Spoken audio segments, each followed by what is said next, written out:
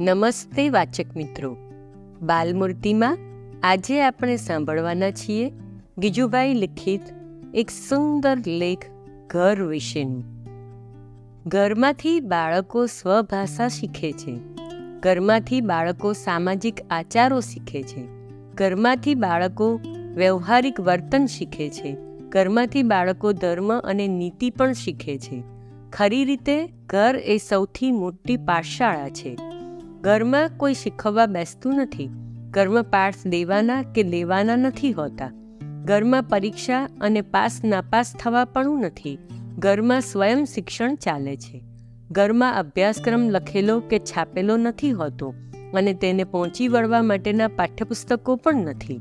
ઘરના કોઈ પણ ખૂણામાં જીવન શિક્ષણની નિશાળનો જુદો ભાગ અને તેની સામગ્રી નથી. અને એમ છતાં ઘરમાંથી બાળકો 99% જેટલું જીવન શીખે છે. ઘરમાંથી શીખેલું દ્રઢ બને છે. ઘરમાંથી શીખેલું બહુ મુશ્કેલીથી ભૂલી શકાય છે.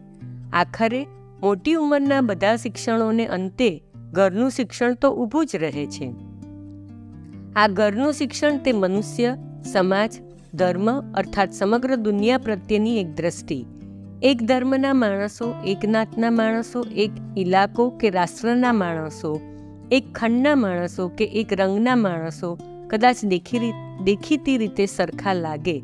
કદાચ એક જ જાતના ભણતર ભણેલા, એક જ જાતના ધંધામાં રહેલા, એક જ ધર્મ કે રાષ્ટ્ર પ્રેમના ઝંડા નીચે રહેલા દેખીતી રીતે સરખા લાગે, પણ જરાક તેમને ઊંડેથી જોઈએ, જરા તેમનો વધારે પરિચય પાડીએ તો દરેકે દરેક વ્યક્તિ જીવન પ્રત્યેની પોતાની દ્રષ્ટિમાં અને તેની ક્રિયામાં સૂક્ષ્મ રીતે જુદી પડતી માલુમ પડશે.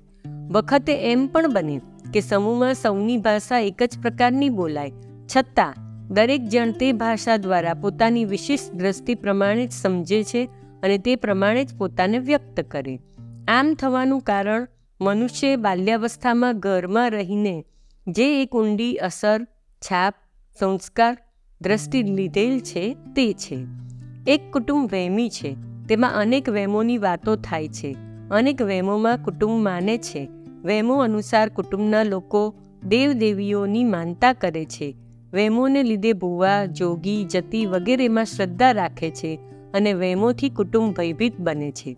વગેરે જે બધું થાય છે તેની વચ્ચે નાનું બાળક રહે છે અને તેનો કુટુંબના બીબામાંથી કુટુંબ જેવો જ પાક્કો ઘાટ બને છે. પાછળથી કદાચ બુદ્ધિના વિકાસ વડે બાળક આ બધા વહેમોને શબ્દોથી હટાવવા દોડે છે. આચરણમાં પણ કદાચ વહેમોની સામે લડે છે. છતાં તેનું સાચું માનસ વહેમી રહે છે અને એક નહીં તો બીજા પ્રકારના ધ્યેયમાં તે પડી શકે છે. મેલડીના વહેમમાં તે ન પડે તો વિજ્ઞાનના વહેમમાં પડે છે. ભૂવાથી તે ન ઠગાય તો તે લુચ્ચા વિજ્ઞાનીથી ઠગાય છે. એટલે જ આપણે ઉપરથી ઘણા ભણેલા ગણેલા સામાજિક તથા ધાર્મિક બાબતોમાં જેમણે ક્રાંતિ કરી હોય એવાને પણ તાણીએ તો મૂળમાં જઈને ઊભા રહે છે અને એક અથવા બીજી રીતે તેઓ બાલ્યકાળમાં જે મૂર્તિના ઉપાસકો થઈ ગયા હોય છે તેની આગળ જ ઊભા હોય છે. એક બીજું કુટુંબ શ્રદ્ધાવાળું છે. તેમાં ધર્મ પ્રત્યે ભાવ છે, સાધુ પ્રત્યે આદર છે, કથા વાર્તા, કીર્તન વગેરેમાં પ્રેમ છે, દેવદર્શન વગેરેમાં ઉત્સાહ છે. આવા કુટુંબમાં ઉછળતું બાળક સહેજે આ કુટુંબની ભાવના, દ્રષ્ટિ, વર્તન વગેરે ઝીલે છે અને તેમ જ બની જાય છે. બાળક જાણે કે ન જાણે પણ તેની માનસિક અને આધ્યાત્મિક રચના ઉપર આ વાતાવરણ મજબૂત છાપ પાડે છે. માનો કે પાછળથી આ બાળક જાત જાતની વિદ્યા શીખ્યું, પશ્ચિમ કે પૂર્વના નાસ્તિકવાદોથી નાસ્તિક બન્યું, તો પણ જો તેની ઉપરની મનોવૃત્તિને જરા ખસેડી ઊંડા પળોમાં જઈશું તો એક અથવા બીજી રીતે તે શ્રદ્ધા પ્રધાન, ભક્તિ પ્રધાન માલુમ પડશે. અલબત્ત કદાચ તેની શ્રદ્ધાનો વિષય જુદો હશે, તેના દર્શનનો વિષય અને તેના શ્રવણ કીર્તનનો વિષય બીજો હશે, પણ તત્વતઃ તે માણસ કુટુંબે જે છાપ આપી તે છાપવાળો રહેશે. એક કુટુંબ નિંદાખોર છે. તે બીજાના દૂષણો જ જુએ છે. તે ભૂલો કાઢવામાં આનંદ લે છે. તેની નજરે એવું કશું ભાગ્ય જ આવે છે કે જે આ કુટુંબની સ્તુતિને પામે. આવા કુટુંબમાં ઉછળતું બાળક નિંદાવૃત્તિનું પોષણ મેળવશે અને તેમાં તેને આનંદ આવશે. આ બાળક ગમે તેટલું મોટું થશે તો પણ તેની મૂળ છાપ તેના ઊંડાણમાં રહેશે અને તેનું વર્તન વારંવાર આ છાપનું દર્શન કરાવશે. કદાચ તે પોતાના કુટુંબની પેઠે સ્થૂળ અને જાડી નિંદા નહીં કરે, કદાચ તેની ભાષા નિંદાની નહીં હોય, કદાચ તે પોતાની વાણીને વિવેકી વિવેચન કહેશે, છતાં તે બધું પેલી ઊંડી છાપમાંથી મોડે લેતું હશે. જૂના સંસ્કારો ઉપર ઢોળ ચડશે, પણ અંદરથી તો ઊંડા સંસ્કારો વારંવાર ડોકિયા કરશે. આવો આપણો સામાન્ય અનુભવ છે, અને આપણે તેનો પ્રામાણિકપણે વિચાર કરીએ તો આપણા અનુભવો દ્રઢ બને.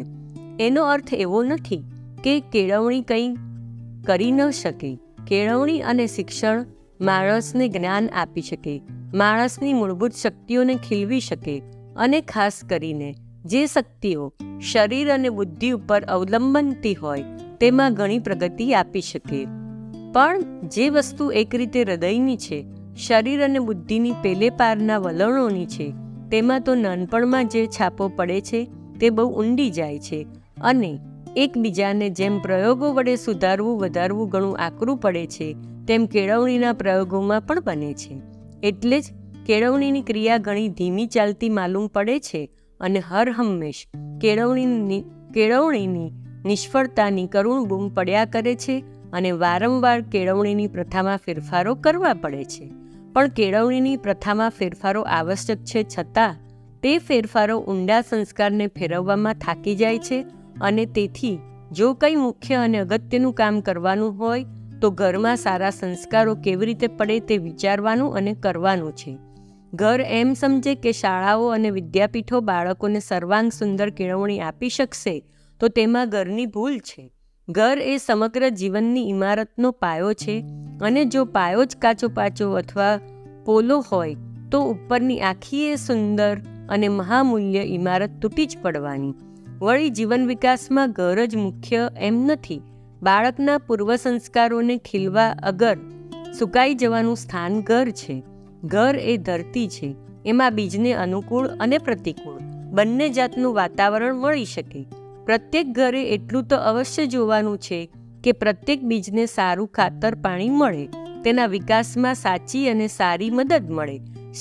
સારા બીજને ખરાબ ભૂમિમાં ચીમડાવવાનું કે વિકૃત બનવાનું ન થાય એ જોવાની ફરજ તો પ્રત્યેક ઘરની છે.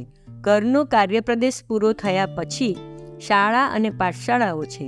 ઘર તરફથી જે કોઈ શાળામાં મોકલવામાં આવે તેના ઉપર આગળ ચણતર કરવાનું કામ શાળાનું છે.